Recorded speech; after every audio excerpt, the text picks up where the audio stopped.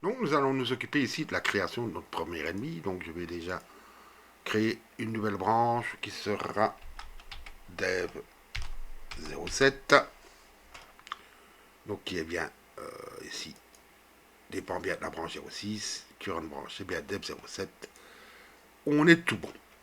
Donc pour cela, qu'est-ce que nous allons faire? Donc déjà je vais déjà sauver le player. Et alors ici également, il y avait quelque chose, c'est dans la fonction spawn. Je vais supprimer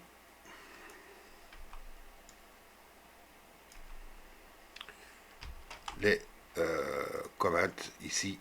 Donc rescan, vous voyez directement, ils me disent que je dois supprimer, que ce qui a été supprimé.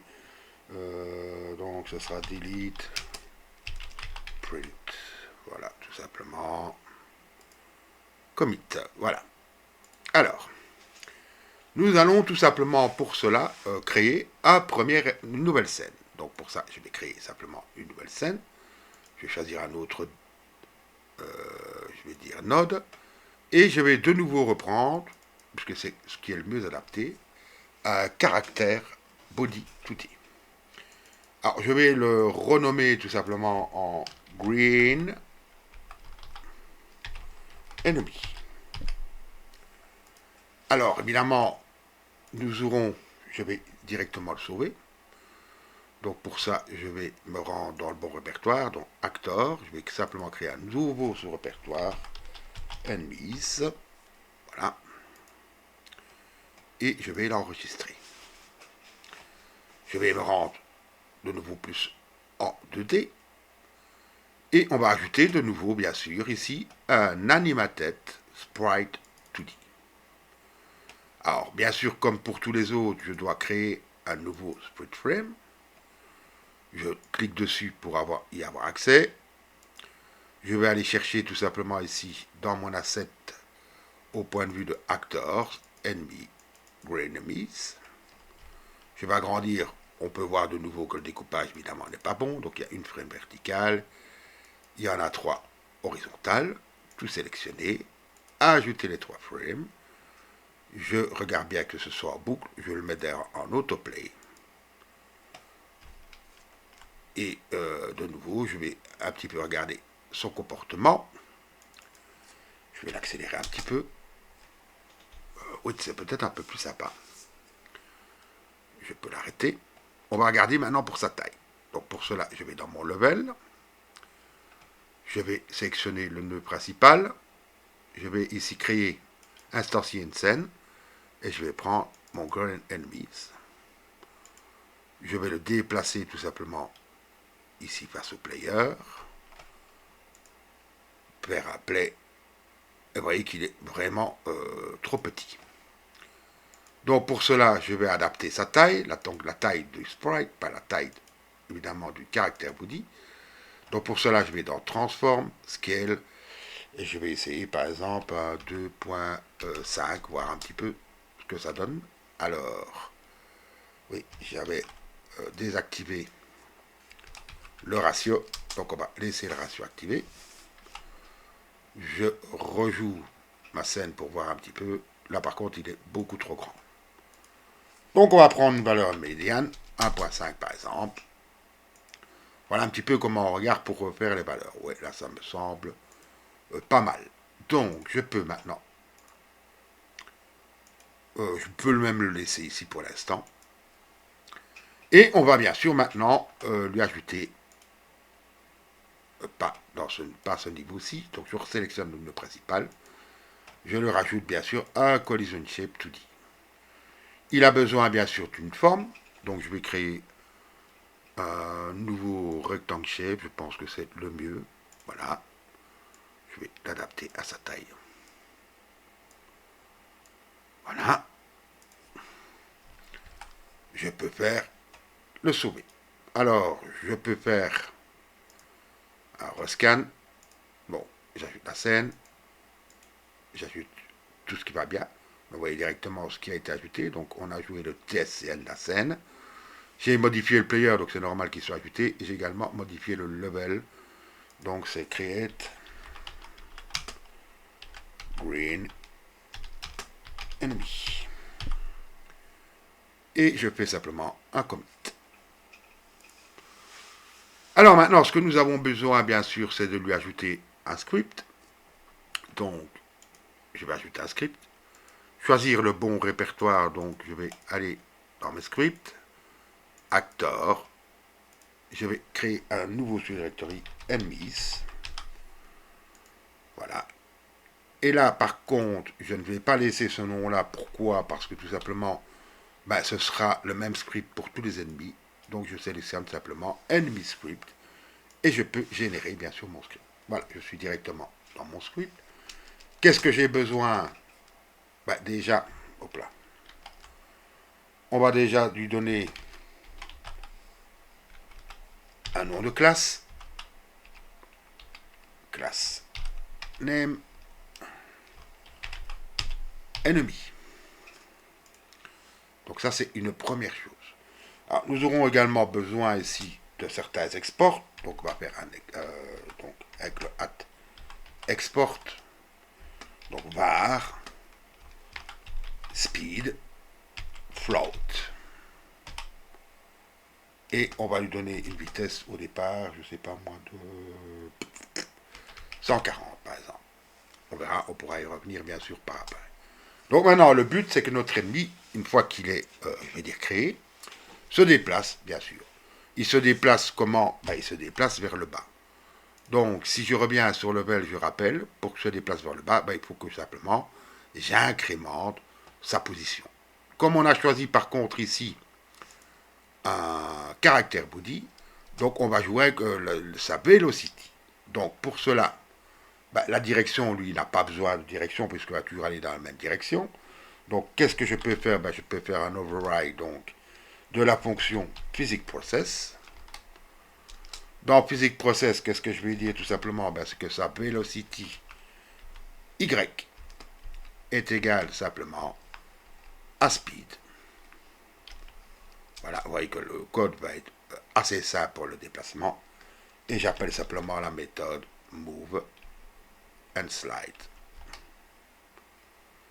Donc pas besoin d'utiliser le delta, puisque ici, dans move and slide, on n'a pas besoin d'utiliser le delta, c'est move and slide qui va le faire automatiquement. Donc maintenant, je vais regarder un petit peu ce que ça donne. Donc je sélectionne mon green enemies. Je vais le déplacer un petit peu. Je vais lancer. Et mon ennemi se déplace bien. Alors, remarquez qu'il pousse le player, évidemment, ça ce n'est pas normal. Il ne le fera plus par après. Puisque nous allons évidemment faire que quand il touche le player, il est détruit. Je remarque par contre que ici, bah, je vais donner une variable 80, c'est un peu rapide. Donc je vais donner 240, pardon, c'est pas rapide, donc je vais plutôt lui donner 80, voir un petit peu son comportement. Donc voilà, notre premier ennemi est créé. Vous voyez, il n'y a pas de problème. Ce que nous devons faire maintenant, évidemment, ben, c'est qu'il soit impacté quand il touche notre ennemi. Quand il est touché, pardon, par le laser. Alors, où est-ce que nous allons faire ça? On pourrait faire ça dans le script de l'ennemi. On va plutôt faire ça dans le script du laser. Donc, je rappelle que le laser est une area 2D. Regardons au point de vue des signaux pour voir ce que nous avons. Nous avons ici un area entered, un area excited, etc. Et nous avons surtout le body entered qui va nous exciter. Nous intéresser. Alors, une chose importante également que nous devons comprendre, c'est que Godot a une gestion de collision qui est très bien faite. Dans d'autres langages, on devrait utiliser des noms, on devrait utiliser des groupes, etc. Godot va nous permettre de faire ça tout seul.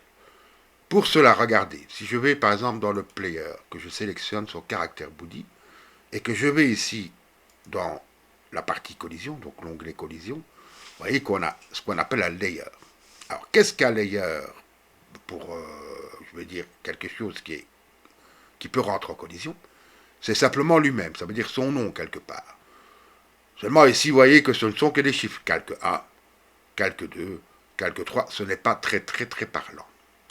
Ce que nous allons faire tout simplement, nous allons aller dans projet, paramètres du projet, en général, nous allons supprimer le filtre et nous allons simplement aller nous rendre dans nom des couches, donc physique layer, en vérité physique name.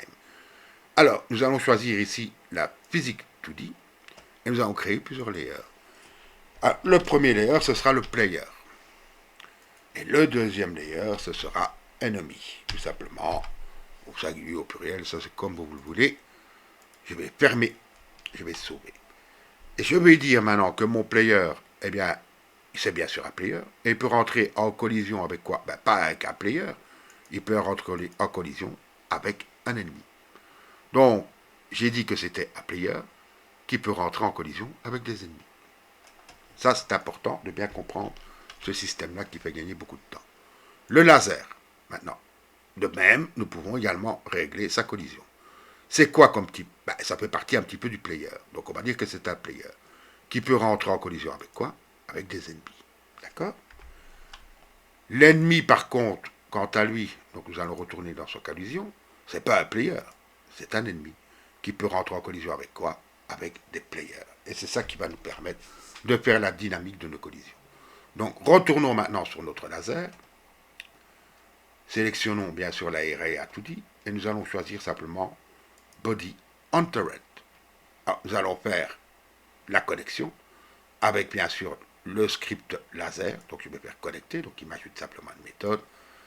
Et la première chose que nous allons faire tout simplement, ben, ce sera un print. Remarquez qu'il nous renvoie ici à body. Eh bien, nous allons faire simplement un truc de body. Body. Je ne sais même pas si on n'a pas le name. Voilà, body name. Voilà. Si je lance maintenant ceci et que je tire, voyez, voilà, j'ai bien mon grain ennemi. Évidemment, rien ne se passe pour l'instant. Donc, ce que nous devons faire maintenant, évidemment, c'est détruire notre ennemi, tout simplement, quand notre laser rentre en collision avec lui. Alors, pour pouvoir réellement impacter, je veux dire, notre ennemi, nous avons besoin tout simplement de lui ajouter une méthode. Voilà. Et ce sera par exemple la méthode func. On va faire par exemple destroy enemy. Il n'aura rien en paramètre et elle retournera. Ceci n'est pas obligatoire de le mettre à void, tout simplement. Et je vais tout simplement, ici, je me suis trompé. Alors, je vais la couper. Voilà. Ce n'est pas dans laser, évidemment, que nous devons mettre ceci, c'est dans ennemi.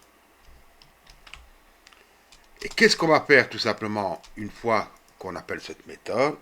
Eh bien, on va simplement faire, pour l'instant du moins, un QFree. Donc, ce qui va enlever notre ennemi de notre scène. Donc, si maintenant, je retourne sur mon script laser, plutôt que de faire évidemment un print body name, je vais faire tout simplement un body, point, destroy, et vous remarquez qu'on n'a pas accès à la méthode. Alors, pourquoi est-ce qu'on n'a pas accès à la méthode? Ceci est un autre 2D. Et notre ennemi est un caractère 2D, et c'est même exactement pas un caractère 2D, c'est un ennemi. Eh bien, on va faire ce qu'on appelle maintenant une opération de cast. Je vais mettre une petite parenthèse devant, et je vais faire simplement as enemy. Et quand je fais ceci à ce moment-là, ben, j'ai directement accès à sa méthode destroy enemy. Donc ceci va me permettre de détruire notre ennemi. Donc si je lance derrière la scène, vous voyez que je fais ceci, ben, mon ennemi est bien détruit. Par contre, bon, c'est vrai que c'est pas très sympa, donc on va ajouter une petite animation ici à notre ennemi. Donc je vais simplement resélectionner ma scène ennemi, son animated sprite. Alors, ici j'ai l'animation par défaut. Ce que je vais faire maintenant, bien, je vais tout simplement cliquer ici sur le petit plus, ajouter une nouvelle animation. Et je vais appeler cette animation, par exemple, Explode, pour explosion. Je vais simplement lui ajouter bien sûr un sprite, je vais y arriver, donc une feuille de sprite si vous voulez. Alors je vais aller la sélectionner tout simplement, je pense que je l'ai mis dans FX. Voilà, on va prendre explosion PNJ. De nouveau, bah, le découpage bien sûr n'est pas bon, donc on va mettre du découpage correct, et vous pouvez remarquer que j'ai bien donc 1, 2, 3, 4, 5 animations.